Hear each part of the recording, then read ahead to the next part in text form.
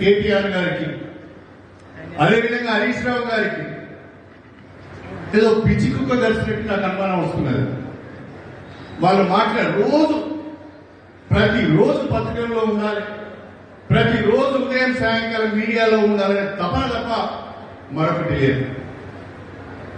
ప్రతిపక్షము ప్రభుత్వానికి తగు రీతిలో సలహాలు సూచనలు ఇవ్వాలి, విమర్శలు కూడా చేయాలి. అవి సహేతుకంగా ఉండాలి, ప్రజలకు ఉపయోగపడే విధంగా ఉండాలి. 10 సంవత్సరాలు ఈ రాష్ట్రంలో అధికారాన్ని వెలగబెట్టి తెలంగాణ వనరులను కొల్లగొట్టి 1000 ఎకరాల భూములను ధరణి అడ్డం పెట్టుకొని దోచుకొని 1000 కోట్ల ఆస్తులను కూడబెట్టుకొని ఈరోజు శుద్ధపూస లెక్క మాట్లాడుతున్నారు.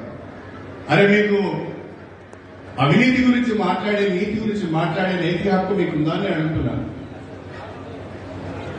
కేసీఆర్ కానీ, కేటీఆర్ కానీ, హరీష్ రావు గారికి కానీ తెలంగాణ వనరులను కొల్లగొట్టి 1000 ఎకరాల భూములను మీరు సొంతం చేసుకుని 1000 కోట్ల రూపాయల ఆస్తులను కూడా కట్టుకొని బ్రహ్మాండమైన ఫామ్ హౌస్లు కట్టుకొని ప్యాలెస్లు కట్టుకొని ఇవాళ మీరు నీతి గురించి మాట్లాడుతున్నారు. మీకు ఆ అర్హత ఉందా అని అడుగుతున్నా, మీకు ఆ నైతిక హక్కు ఉందా అని అడుగుతున్నా. తెల్లారి లేస్తే నిజాయితీ గురించి మాట్లాడతారు, నీతి గురించి మాట్లాడతారు. ఆ నీతి నిజాయితీ అనేది బీఆర్ఎస్ పార్టీ డిక్షనరీలోనే లేదు.